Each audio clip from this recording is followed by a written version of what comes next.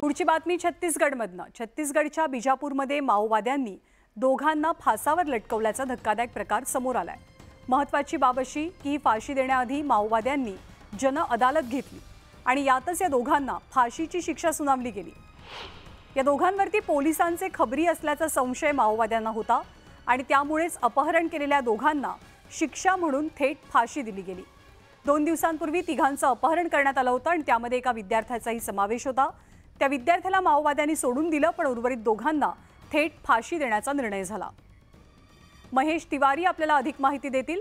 महेश, नेमकं काय घडलंय?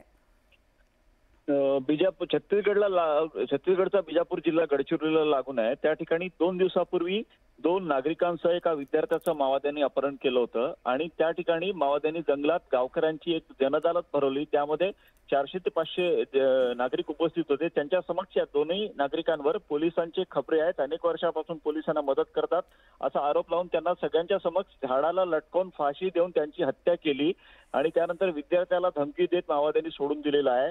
माओवाद्यांनी एक पत्रक 2 पत्रकं या दोघांच्या मृतदेहावर चिपकवून त्यांच्यावर 9 आरोप केलेले आहेत। त्यामध्ये त्यांनी पोलिसांच्या खबऱ्या म्हणून त्यांनी भूमिका बजावल्याचा उल्लेख केला आहे। त्यासोबतच लगतची जी गावं आहेत त्या गावकऱ्यांना सुद्धा माओवाद्यांनी इशारा दिलेला आहे की तुम्ही जर पोलिसांच्या मदतीला जाल तर तुमचे अशा पद्धतीने हाल होतील। एकूणच माओवाद्यांनी दहशत पसरवण्यासाठी हे कृत्य केल्याचं बोललं जात आहे।